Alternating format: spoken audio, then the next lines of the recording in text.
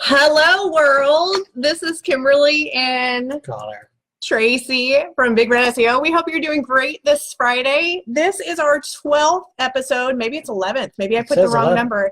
I don't know what week it is. They're all meshing in. We're having so much fun with this. It's super, super, super duper stellar, wouldn't you say?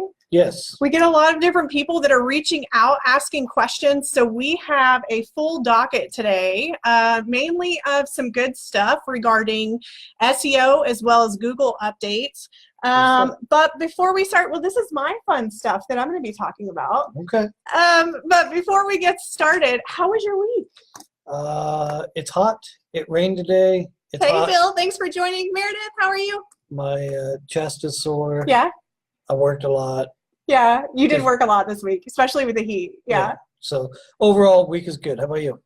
You know, it was a good week. It feels like it was like 3 weeks into 1 week, if that makes any sense at all. Like last week was a holiday week, so adding things in, taking things out, different work and so forth. So it's quite interesting this week of Friday. We still have like an hour and a half worth of work to do before we kick out for the weekend. But I personally am looking forward to recharging my batteries this weekend and kind of having some woo-saw time down with the dogs and recharging creativity and so forth. So yeah. Yeah, if it can rain and I can sit in the garage, I'll be fairly happy. Right. So you had mentioned earlier that there is a couple updates with Google that you wanted to share with some people. So how about you dive right in? all right. So I got lots of updates. So do the quick run through. Basically, there was a big update earlier this week. So Monday, it has what's called the Google Speed Update. Yes. So basically, any websites that are not running at optimal speed will now incur lower rankings as a result. Yes. That's I think it's important to say. say, like, not penalty, right? Because, like, the thing is with SEO specifically, people think that there's penalties with it. And while you can get in trouble for certain practices, it's better if you look at it as it's a bonus to be able to get more bonus points, if that makes sense. Yep. Yeah. So basically, one of the things that Google has been very good about or bad about in our world is that they don't give very many specifics on what it is. So I'm snorting because it's so true. So the wording from them is that this is a speed update that will affect slow websites. Right. And that's it. Yeah. So what is the definition of slow? Right. So Google hasn't been very forthcoming with what is slow, and then their Googlers, which are the people that work there, I think Googlers wear Google goggles. And they wear the Google hats with the helicopters. I mean, Googlers have to wear Google gogglers. Yeah. I think, anyway. So basically, those guys then get involved and start to answer questions and do live webinars and answer stuff for SEO companies and whatever. And they're very... you may get 3 or 4 guys that are answering questions in different webinars, and they all contradict each other. Right. So the big thing, speed is an issue, and then Gary Iles, who's one of the big guys, one of the liaisons, right. He says that speed is not an issue, and that the speed update was only going to affect the slowest of the slow websites, which is again, we don't know the time frame though, right? So it's classified as slow. So basically the way that everybody is drawing this out to be, because there are some tests you can run inside of the Google Webmaster Tools, and that'll give you some data. But basically, if your website is slower than 5 seconds on a mobile device, then that is classified as slow. So 1 to 2 is good. 3 to 4 is okay. After 5, you're running into issues, and if you get to 8 or beyond, then you've got problems. And it really comes down to user experience. So if it's slow for the user on a mobile phone, then Google doesn't want to show your website. Right. So get your or ass any in gear. search engine in general. But since the conversation is with Google, I think I think speed testing is really, really important. And I think that a lot of times people don't know what causes their websites to kind of load slow. So what are like the top 2 or 3 things that contribute to a website being super slow? So the big one that slows down, well, there's Yeah, the big one that slows down the website is that people haven't optimized their images. Okay, and So we've been running into that a lot, especially these last couple weeks. Yep. So your image, so let's take a desktop, for example. Right. A lot of people are running the larger monitors, so you're Thanks for talking joining, guys. 1900 pixels wide, right? Right, yeah. So if the maximum of basically ever is going to be 1900, then you should not be uploading an image that's 2600 or 3000 pixels, or you got it from your photographer and it's an Hey, Hallie, long time no see. Hey, Hallie. It's an 8 meg file that doesn't need to be on there. So the problem with this Google Speed update from this week is that not only do people have just the one size image that loads up on their desktop, but that same image is also loading on the iPad and on the cell phone. So now you're asking a cell phone user to download an 8 meg file that is 6,000 pixels wide, and they only need this much. So part of this the speed update from Google is going to be kind of reviewing that with different websites, and then giving the people who have taken the time to optimize their website, giving them that extra little bonus in the rankings. So a couple things, just to kind of break this down for you guys. When he's talking about getting photos from photographers, photographers are going to send you the document file of your images that can be exploded onto a billboard ad, if that makes sense. It's going to be that high of a quality, right? And so the key hint is to optimize that large image down to where it can actually load pretty fairly well on a desktop, right? And you don't need that huge file. So if you are getting images from a photographer, it's a really good practice to ask them for web-based images. Ask them for the masters, right? But then also, a lot of times they'll actually size it down for you by using software that we use internally, or they have their own tools with it, and they're more than generous to help. But what I found with photographers specifically, you have to ask them for that. Like, they're not going to go the extra way. Not that I think that's right, wrong, or indifferent, but the point is that if you know you're going to showcase something on your website, make sure you size it down. So like my camera on my phone takes, I think it's 7,000 by 7,000 images. They're really high quality images. Well, I can upload them into Facebook and they actually smash those images down, which is great. But if I took that image and uploaded it into our website without optimizing, it would cause our website to load super slow. So always have these good habits of trying to figure out how do you size down and optimize the image without losing the quality. So you don't want the image to go fuzzy, if that makes sense, but at the same time you want to optimize it. So what's like a couple optimizing softwares that they can go check out that they like? It's hard to recommend any. Okay. So inside of Photoshop, of course, you can do exports. Yeah, I know. Put me on the spot. Like, I knew a name on the top that you said last week, but I was like, oh, okay, maybe we're not giving the names. I don't know. So let me get this right. Now it's okay to name drop. No. But last week I okay. couldn't name So drop. let's you name drop as in big names of expressing what is wrong. This is more resources. But it's cool. It's cool. So Photoshop for sure. There's a couple different ones. Yeah. So if you go onto Google and just look for an image optimizer, and it'll load up a couple different websites. Hey Mark, how are you? A couple that I'm familiar with. Smush It is one. Smush it real good. Tiny JPG or Tiny PNG, it's the same company. They'll optimize your stuff for you. Optimizely is another one. Yeah. But basically what they'll do, you can upload the image to them. There's GIMP also. Way to go, Meredith. So there's real quick, and that's a couple good ones that they can use. But something that I want to talk to people about, like if you create your own graphics through resources like Canva or PictureMonkey or stuff like that, you still have to optimize those images down. So I think that's important to talk about too, because you can add like text and graphics and backgrounds and all these fancy things. Well, that essentially bloats your image. It'll look really, really cool and kick ass, but it bloats the image and it creates it being bigger, if that makes sense. So you still have to optimize it down to where it doesn't mess everything up. And they export one big image or one image that'll cover all the bases. Yeah. It's going to cover your website, your LinkedIn profile, your Google, your Facebook profile. But the thing is that each one of those actually have their own different sizes. Sure. Yeah. So Facebook, they want 1200 by 600.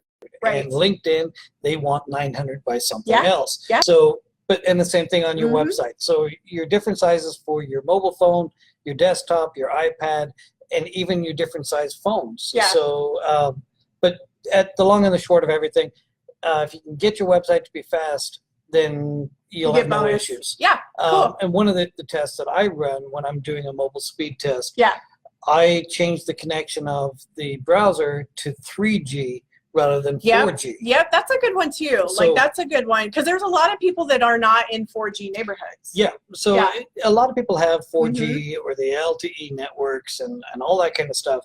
But once you get outside of the metro areas or you get into semi-rural areas, they're generally going to go down to 3G. Also, if somebody has,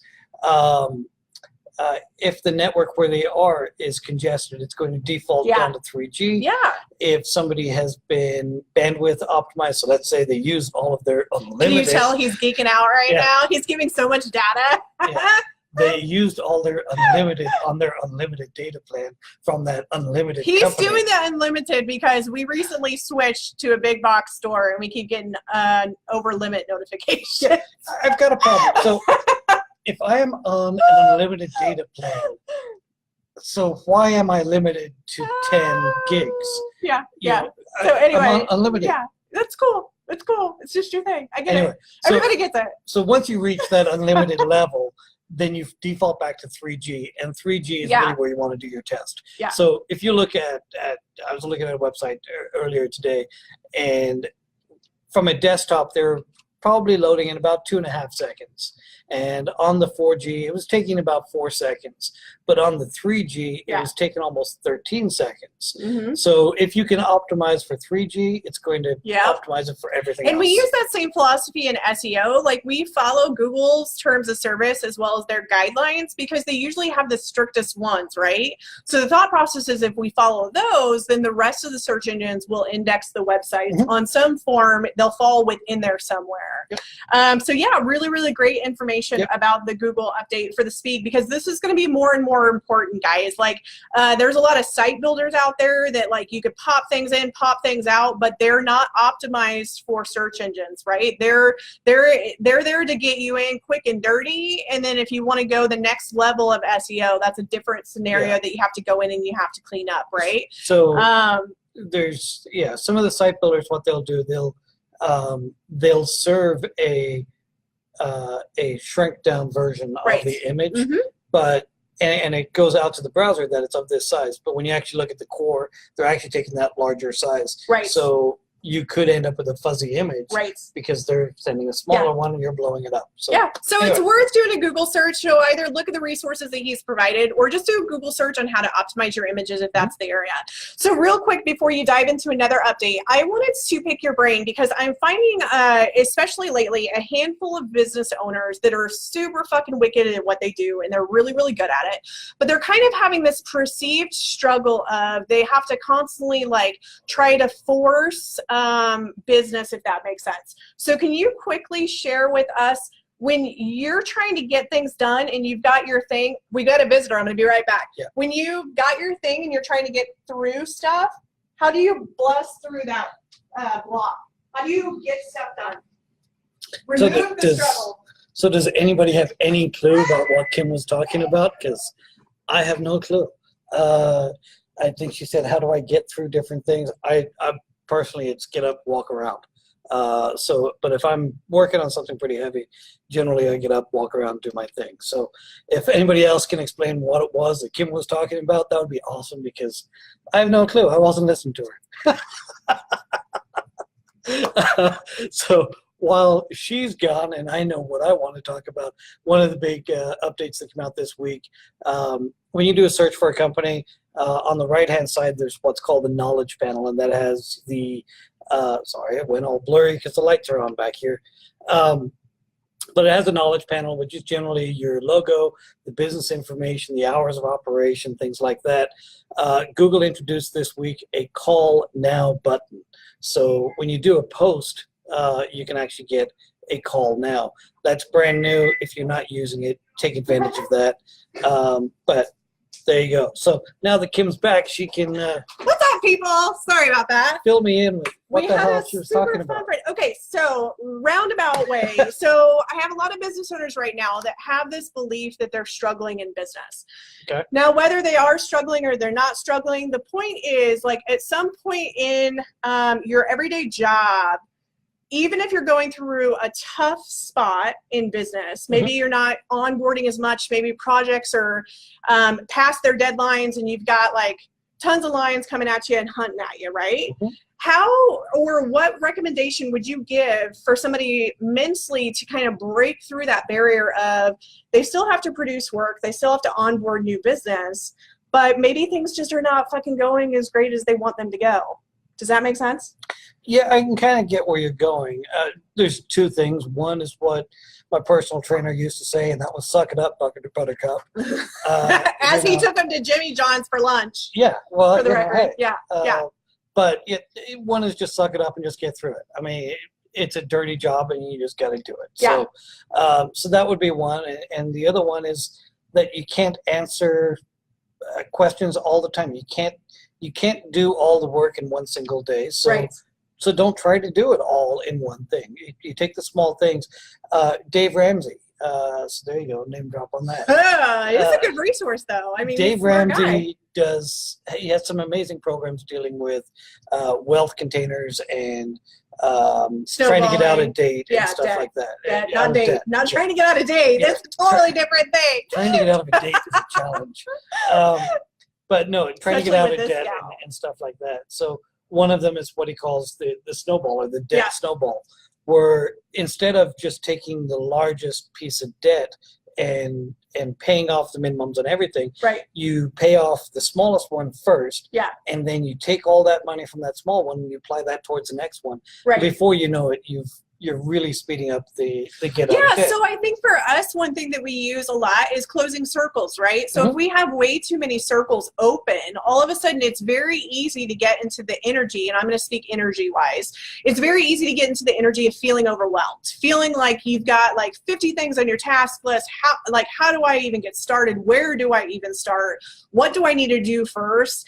One of our golden rules that you use internally is whoever screams the loudest gets attention, right? Well, it's the squeaky wheel. So like it's like sometimes you're gonna just have so much shit on your plate, and by shit I don't want to disrespect the work, right? So there is an honor of, you have to honor the fact that, one, you're super grateful that you have this opportunity and that you're able to produce it. And sometimes in business things just might not go as well as that you hoped that they would go, whether it's external reasons or internal reasons. And even with that, take responsibility that you accepted the work. Yeah, so here's the other thing too. Like, I used to get really into, I need to be in this, like, this feel-good thing to be able to do these works. And while that is true creatively sometimes, I think sometimes you got to just put your ass in the seat and get the shit done, right? Like, there's going to be like this mental, and I do it a lot, where I take my thoughts and my feelings and I put them into a box, or I put them into a timeout, and then I just crunch the work. And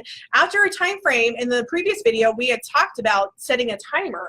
After a time frame of getting stuff done, the ball will keep on rolling. But here's the deal, like, the thing that used to always get me tripped up, especially when I was in a business struggle at the time, is if I didn't look at the cause of the struggle in the first place, like, what did I do, or what did I not do? What area did I not honor in business, whether it was communication, deadline, getting stuff through?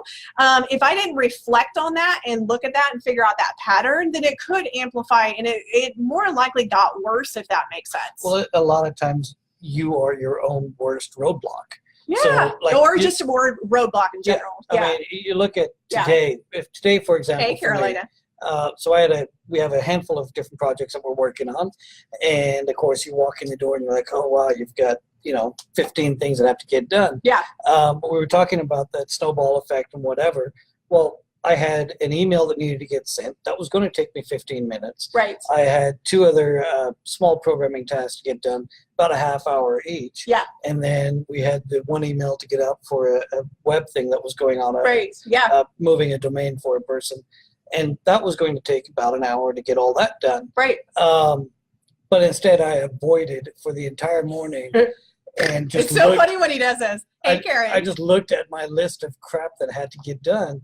So rather than just taking the 15 minutes, or in this case, take the hour and a half or 2 hours, suck it up, get the work done, and move forward with your day. Right. Instead, here we are at 4:20 in the afternoon, and I'm still email. Oh, I've still got to get this thing So done. here's the deal, and there's actually a pattern that I do as well. So this is the key, is like figuring out what are your patterns, what are your triggers, what do you do? Like, what do you do default? So I am a huge list person. I love to create lists, and I don't cross things out. I highlight them. So the more color I see, the more accomplished I feel, right? So I know this about me and about my person. But if I wind up getting to where I feel like I have a lot on my plate and I don't have a lot of time to do it all, I keep just rewriting the same list with the same things over and over and over, right? So every morning I'll come in with a brand new sheet of paper and I'll transfer the stuff because I want everything not to be highlighted that I still have left to do, right? And in a certain time frame, a certain area, that actually works really, really well for me. Unless I'm in that part where I'm procrastinating. And then what happens is usually I write it like 2 or 3 times and I'm like, like this is a pattern. I'm just creating a list to create a list to create a list. So it's almost like I'm reactivating the overwhelmness or reactivating the perceived struggle that I'm facing in business. So what I do is I make myself write one thing on a Post-it and then I do it. Right? And then I go and I write another thing on the Post-it and I do it. And anything that comes flooding in at that time, whether it's an email, a new ticket, a phone call, a prospect, whatever comes in goes on that old list, if that makes sense. But I still honor myself with that one thing, if that makes sense. So you do the highlights, so you can see all the stuff. I love color. I love color. Me, on the other hand, if I see a list of all the things that I've done, then that's an excuse for me to leave. It's like he wants to go play golf at that point. He's like, I did all this stuff. Like, let's go play golf. I've got 8 things I did today. I can just screw off for the rest of the day. In my case, when we're dealing with lists in particular, so either I'll scratch it out. I've got a little scratch pad right here. So I'll either scratch out that I've done it so I can't read it anymore. Right. Or if I'm dealing with a whiteboard situation, you love whiteboards. You do really good on whiteboards. That way then I can see I've only got, wow, I had 13 things and I've erased all the different stuff. And now I've only got 3 things left. So here's the other thing also, when you're in business, right, and you feel or that you're in a struggle, my whole thing is draw a line in the sand and figure out what can you do from this point forward, right? Like let the past be the past, learn from whatever situation, or maybe you didn't do something to your 100% that you wish you could have. Maybe there's something that maybe it was a growing pain and you were learning how do you manage all of these projects. This is mainly for freelancers, handling all of these projects within a certain time frame, and maybe you weren't really good about organizing your time, right? So you can onboard and get more business. I think like sometimes what happens is as business owners, we constantly feel like we have to struggle in business. So we might keep our eye on that. Oh my gosh, like I'm failing at this and I'm not doing this and I'm not doing this and I'm not doing this. But in all actuality, you're not even giving your credit for all the stuff that you are doing or all the stuff that you are accomplishing. One, because people are coming to you as an expert, right? So that right there, the fact that you're stepping forward and serving is one thing. But then from the other part too is, how can you transform it to make it fun? Like I see so many business owners that are in business, but they're not having fun doing it. So when Monday comes around, they're like, oh, I got to go to work again. I got to go do these A, B, and C things again.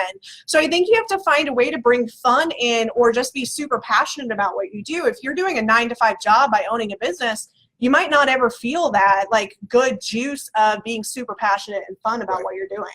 Yep. And different people do it different ways. I don't necessarily buy into I have to be having fun when I'm working. Oh, you have fun. Now, whenever you go into problem solving, he is so tripped up on that stuff. Sure. I definitely enjoy with what I'm doing, but at the same time, work is work. So for me, it's like by fun, I'm not saying you're throwing a birthday party or getting drunk. By fun, I mean you're in your element and you're tapped in and you're enjoying what you're doing, right? Like it might just be a different. Are we having a new debate? No, we're not. Move forward.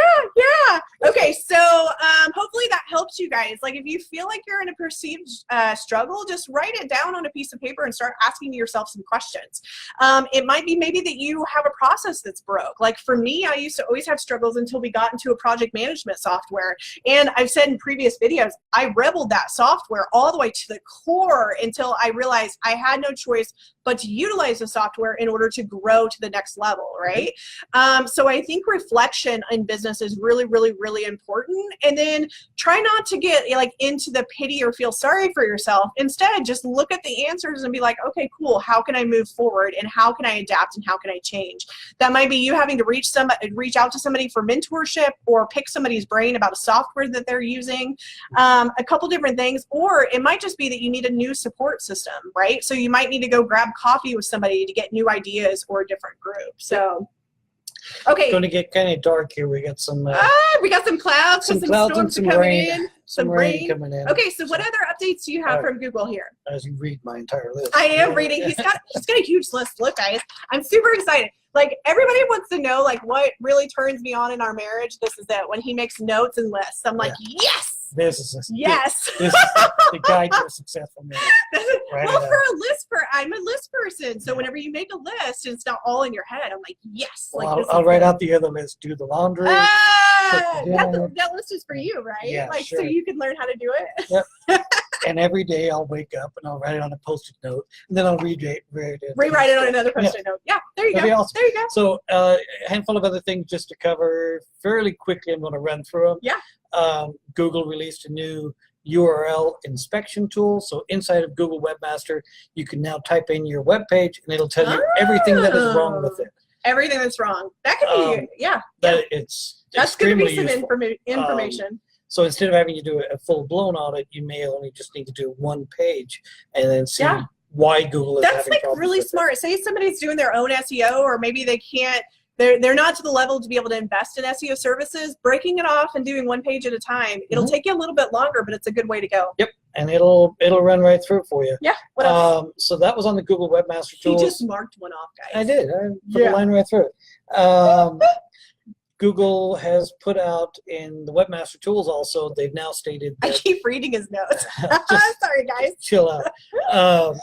If you are noticing errors inside of your Google Webmaster Tools, and you should be going in there on a fairly regular basis, it'll actually send you emails too. Like, what would you think is like fairly regular basis? Like, what do you think time frame wise? How much do you care about your business? Okay, so what's the answer? If you care about your business, at least once a week. Okay, cool. So that's a good threshold, guys. If you care about what's going on and making sure that the stuff is coming from Google, then once a week you should be in there. You should be testing your emails.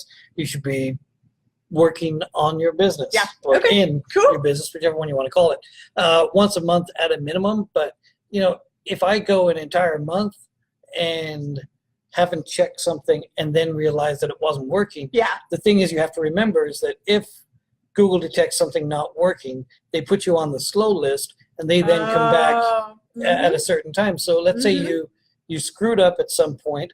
It's now been 30 days since you've looked at it, and now it'll be another 30 days before Google actually gives a shit. Yeah. And you've just lost 2 months. It's interesting. One of the things that drives me crazy about business owners specifically is whenever they do a website, especially if they build it themselves, and then they set it and forget it. Oh my gosh, like nothing boils my skin more. Yep.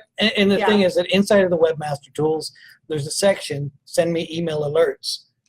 Put that on there, and it'll tell you anytime something's wrong. And actually review the email alerts, guys. Like, if you get a notice from someone, read it. Like, if you don't understand what it is, Google it and figure it out. But So this week, Google has confirmed that inside the Webmaster Tools, that if a page gets a 500 internal error, and that's generally a server error, or it can't reach a page, or something like that. But if they get an internal page error, and they get it on a semi-regular basis, so if they get it 2 or 3 times in a row for the same page, they have stated Google will slow the crawling and may take longer to revisit your site. So basically what they're saying is that if they're coming out to your website every week and they notice that your homepage or an inside page is getting this error and it's causing a problem for loading, then they may not come back for another 3 weeks. They may not come back for 5 weeks. Again, they have said that it will slow. They will slow the crawl and they will take longer to revisit, but they have not stated any specifics of what longer is or what slowed the crawl is. Interesting. Okay. But you can monitor inside the Webmaster Tools. You can see in there what the crawl rate is, how frequently Google is coming to your website.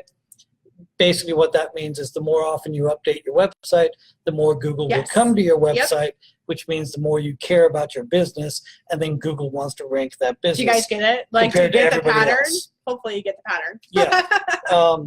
So basically, Google only wants to rank businesses that care about their business, that care about their end users. And the language that I use is show your business some love, right? So like take some time, if you're going to do your own online marketing, if you're going to do your own SEO, your own web design, show your website some love. Again, don't just set it and forget it. Like, there's people out there that are looking for your service or your product expertise. So help educate them, as well as educate the search engines on where they need to index you and what is your area of expertise. There's a lot of different consistent tasks that you can get into the habit of, and some of this stuff is the stuff he's talking about. Like, so make sure that you take notes, make sure you figure out an action plan to be able to do it. And believe it or not, just to pull it all the way back around, when you set it and forget it with your website, or you don't enhance or add different stuff for your business or communicate what it is you actually do, sometimes it's very, very easy to feel overwhelmed or feel like you're struggling in business, because you're constantly like not investing in your own business as well as yourself, but then in addition to it, you're not putting your best step or your foot forward. So you're not honoring the fact of, hey, how can I educate my clientele on social media specifically? How can I tell them what I do without super selling them, but more educating them, if that makes sense? Yep. Thanks for joining, Casey. So I'm going to swap gears just slightly out of the Google stuff and into YouTube, which is also owned by Google. Ooh. YouTube is the second largest search engine that's out there. And if you watch a lot of YouTube, you love YouTube. Yeah, I spend anywhere between like a lot of. You probably watch more YouTube than you do actually Netflix or Hulu. Yeah, yeah. I'll probably spend 6 to 8 hours a day inside of YouTube. I don't know if you spend that much, but it's very close. Well, let's see. Go home at 5 o'clock, go to bed at midnight. That entire time I'm watching YouTube. No, you're not. No, you're not. I mean, he is on it a lot, but you also do different research. But anyway, I keep stealing his notes. Yeah. So basically, if you're not recording videos and putting them into YouTube, please start. Yeah. Okay.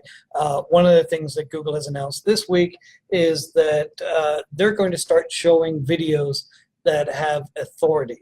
So they're wanting to show the authority more than anything else.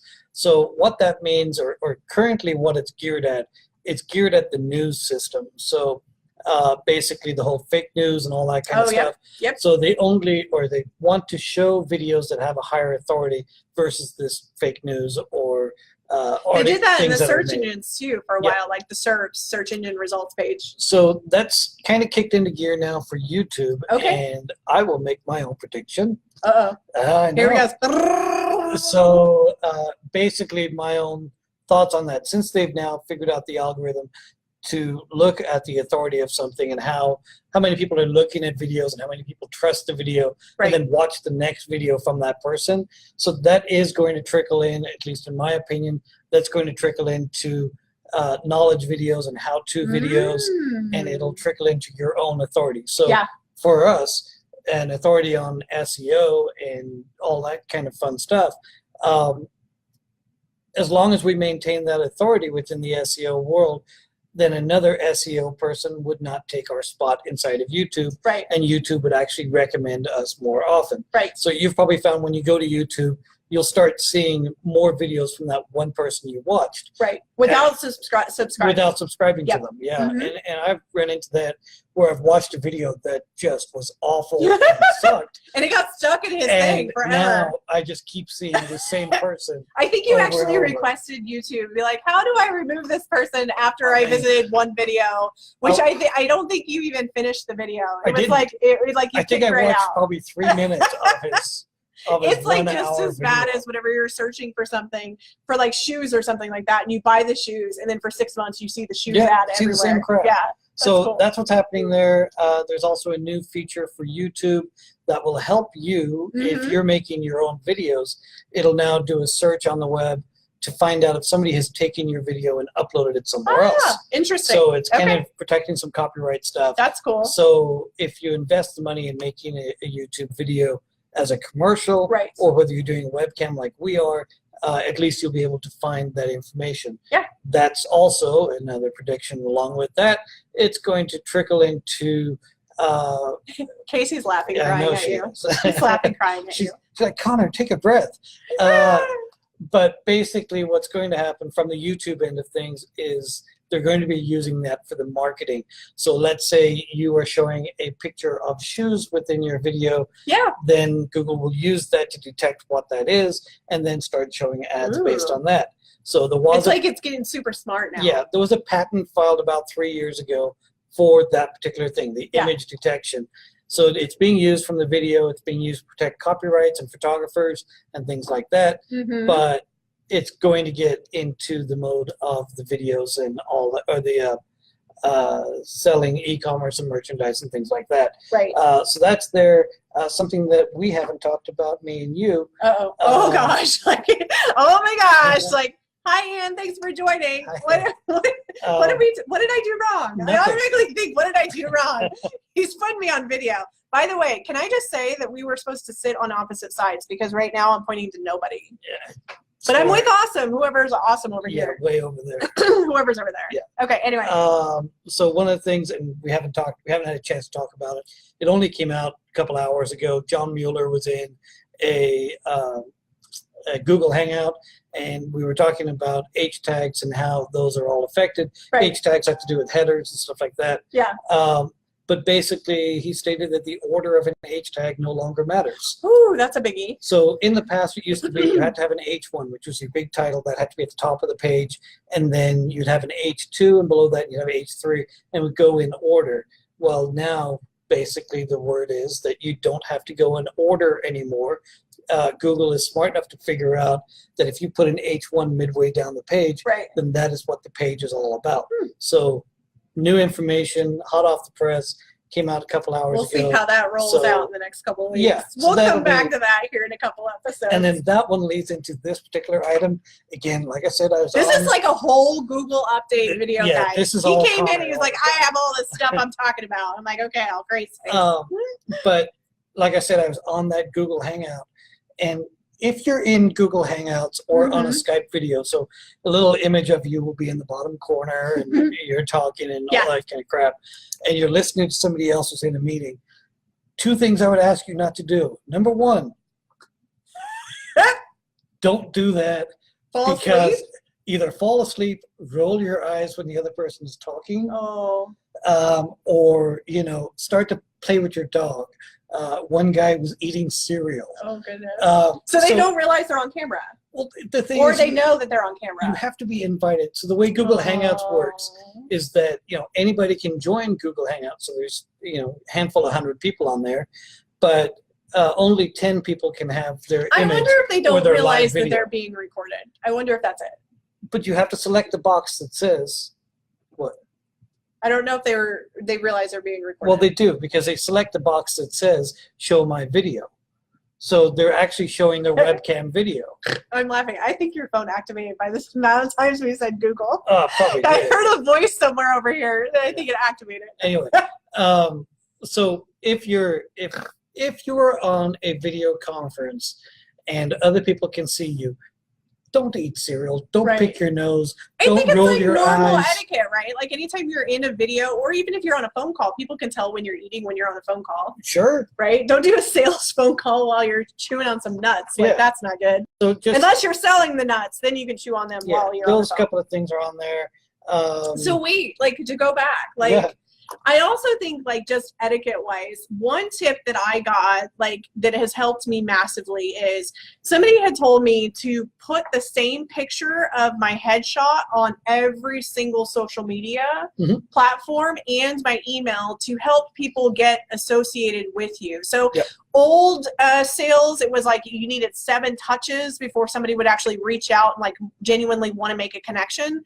Those numbers have kind of changed a little bit, but it is super helpful to have it on your Google. I have my email and my Facebook and then my business and my LinkedIn and all that jazz, and all of it's the same headshot. And they should all be a somewhat current image. Not like that's on our About Us page where I have hair all the way down to here and it's blonde. Yeah. So kudos on holding me accountable. I have to get that updated. Now, let me make a note on my sheet. One other thing, so real estate is very, very much familiar in this world. Real estate and the insurance world, where their business cards or the bus bench or the billboard will have a picture of the agent.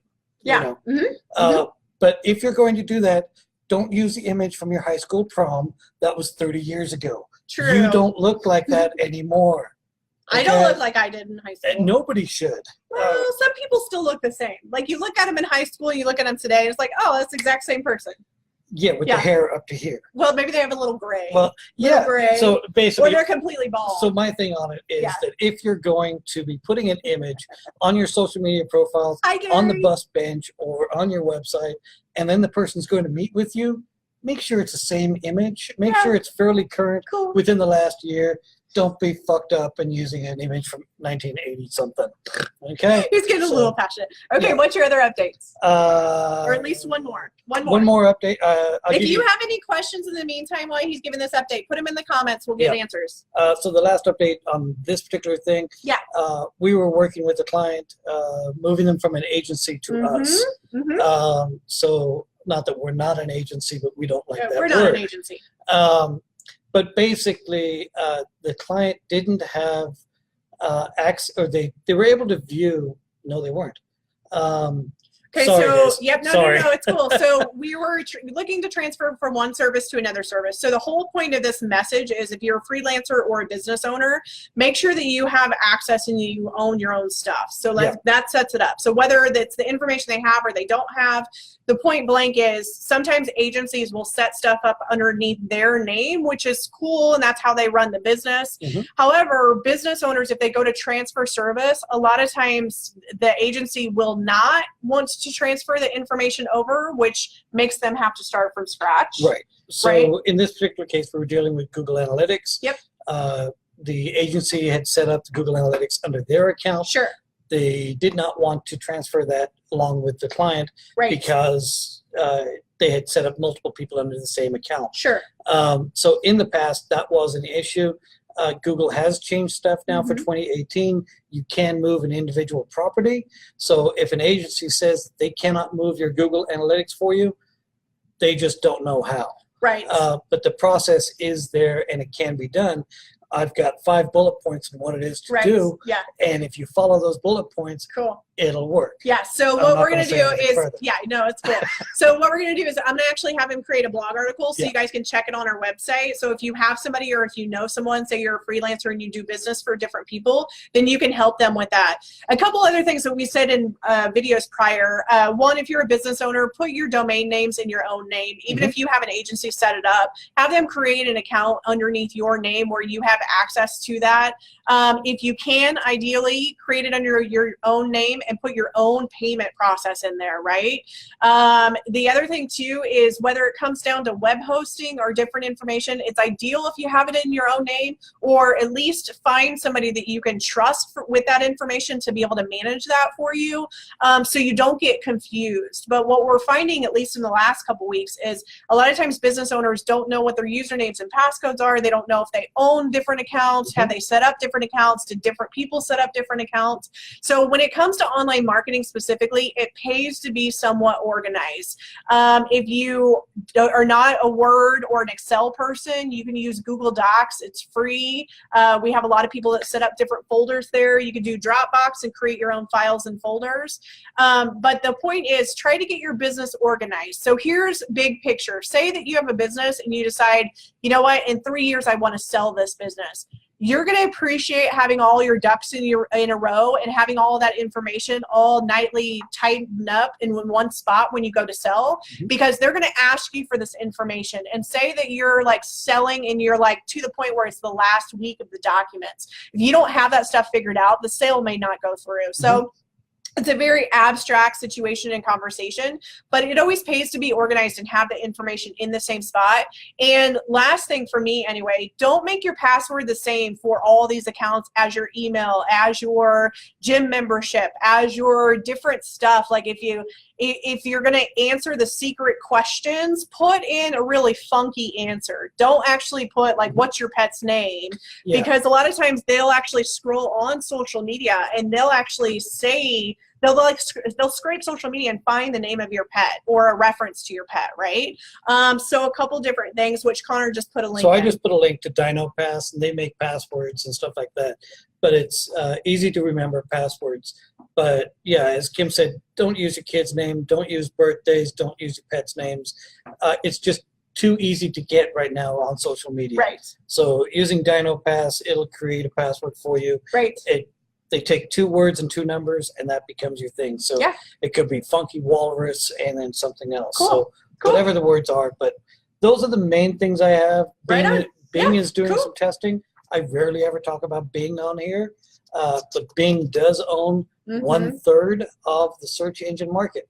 So if you're not doing Bing stuff and doing some SEO for Bing, you'll want to. Yeah, so. We talked about that a couple episodes back on how relevant Bing is within the search engine world. And it's still there, guys, right? So this episode was specifically targeted a lot around the SEO world. The reason for that is because we had so many different massive updates come out, but we had people ask us specific questions. So we wanted to make sure to provide these resources for other people that might be in the same boat.